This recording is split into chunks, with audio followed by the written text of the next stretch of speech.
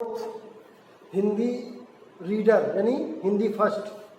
आप लोग इस बुक को ओपन करें और हिंदी फर्स्ट का ये थर्ड लेसन जल की उपयोगिता यानी तीसरा अध्याय जल की उपयोगिता, ये हम लोग पढ़ रहे थे। तो आप लोग अब जो है आगे देखें, जहाँ तक पढ़े हैं उसके आगे देखें।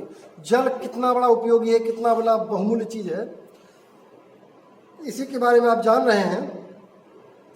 तो अब देखिए यहाँ पे अध्यापक और स्टूडेंट्स के माध्यम से जल की उपयोगिता को समझाई जा रही है, जल के महत्व को बताया जा रहा है कि जल कितना महत्वपूर्ण होता है।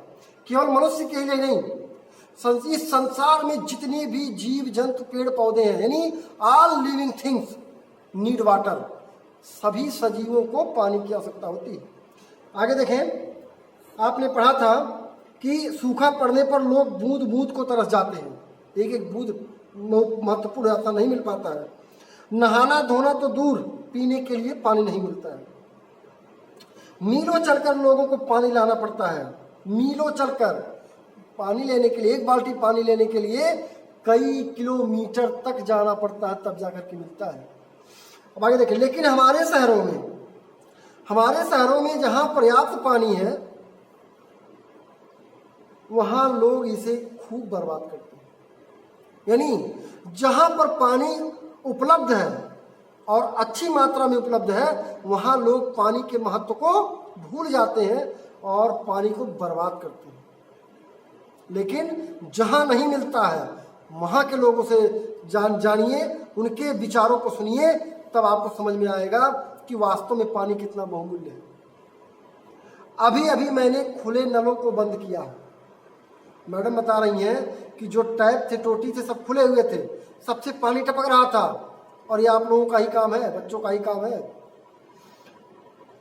अगर यूं ही पानी टपकता रहा तो एक दिन हम भी बूंद बूंद को तरस जाएंगे। ऐसे अगर पानी को हम बर्बाद करते रहे तो एक दिन हमारे ऊपर भी ऐसा आएगा कि हमें भी पानी मिलना बंद हो जाएगा और तब हम पानी के लिए परेशान हो जाएंगे। लेकिन तब हमारे बस में कुछ नहीं होगा, हमारे बस में कुछ नहीं। अभी आप देखें कि जिस वर्ष बारिश कम होती है, हमारे गांव के नलों से पानी निकलना बंद हो जाता है, पानी कम निकलने लगता है और तब प्रॉब्लम होने लगती है। और इसी प्रकार सोचें, अगर 2-3 सालों तक बारिश ना हो तो हमारे नल पानी दे पाएंगे? तब पानी का महत्व समझ में आएगा। और जब मिलता है उस पानी को हम बर्बाद करते हैं। तो ध्यान रखिए, पानी का संरक्षण हम सबका कर्तव्य है। हम सबके लिए जरूरी है कि हम सभी लोग मिल करके पानी को जितना अधिक से अधिक बचाएं। कक्षा में एकदम सन्नाटा था, मैडम की ये सारी बातें सुन रहे थे, सारे विद्यार्थी शांत, बच्चे ध्यान से अध्यापिका की बातें सुन रहे थे। वे फिर बोली, अब तो तुम समझ ही गए होगे कि जल कितना मूल्यवान है। ऐसे बहुमूल्य जल को नष्ट करने का अधिकार किसी को नहीं है। अच्छा आप बताएं, क्या हम सभी लोग मिल करके, पूरे इस धरती के जितने मानव हैं, मिल करके क्या एक बूंद जल बना सकते हैं? बना नहीं सकते हैं। प्राकृतिक चीज़ है, नेचुरल चीज़ है, प्रकृति से हमें प्राप्त होती है। तो जब यह प्राकृतिक चीज़ हमको बनाने का अधिकार नहीं है तो हमें नष्ट करने का अधिकार किसने दिया? जो चीज़ हम बना नहीं सकते उसको हम नष्ट कैसे कर सकते हैं, बर्बाद कैसे कर सकते हैं? बर्बाद करने का अधिकार हमें नहीं है। अब तुम सब बताओ कि इसे बचाने के लिए क्या कर सकते हो? सोचो कि जल को बचाने के लिए क्या कर सकते हो। What can you do?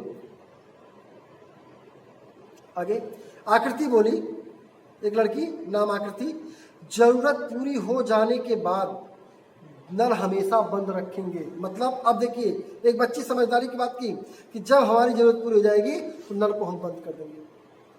इसके अलावा अध्यापिका ने पूछा, इसके अलावा क्या करोगे? और भी कोई तरीके होंगे?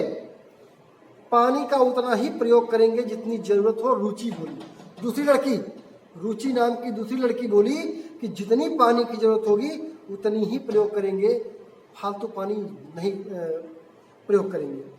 बहुत अच्छा। कुछ और बातों को ध्यान रखो, जब ब्रश करो तब नल को मत खोलो, जब कुल्ला करो तभी नल खोलो, इससे पानी बहुत बचता है। नहाते समय शावर या फव्वारा खोलकर मत नहाओ, बाल्टी और मग का प्रयोग करो, इससे पानी कम खर्च होता है। फर्श को पानी से धोने की बजाय पोछा मारकर ही साफ कर लो। पोछा मारने में कम पानी लगता है और धुलने में ज़्यादा पानी लगता है। अभी अपने घर का फर्श धुलिए अगर तो 1 2 3 बाल्टी लग सकती है, और अगर आप उसको पोछा लगाते हैं तो आधी बाल्टी में ही पोछा लग सकता है। इससे बहुत पानी बचता है। फल सब्जी धोने के बाद पानी को पेड़ पौधों में डाल दीजिए। जिन पानी से आप फलों को सब्जियों को धुलते हैं उस पानी को फेंकिए मत, कहीं पौधा लगाए उस पौधे में डाल दीजिए। पानी इससे बेकार नहीं होगा और पेड़ पौधों को भी लाभ पहुंचेगा।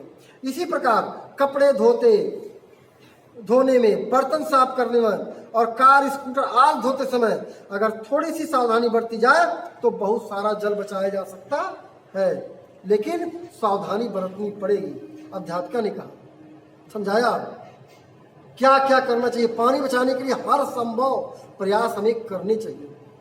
घंटी बजी तो अध्यापिका फिर बोली, आज से तुम सभी लोग कि पानी की बचत एवं उसका उचित उपयोग करना शुरू कर दो, क्योंकि जल ही जीवन है।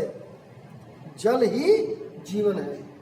सभी बच्चों ने सिर हिलाकर हामी भरी और भविष्य में जल का सही ढंग से प्रयोग करने का वचन दिया।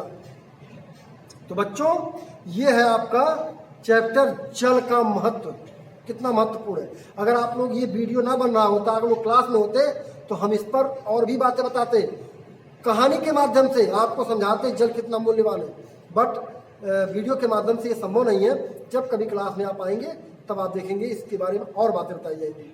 तो आज की वीडियो में इतना ही, धन्यवाद।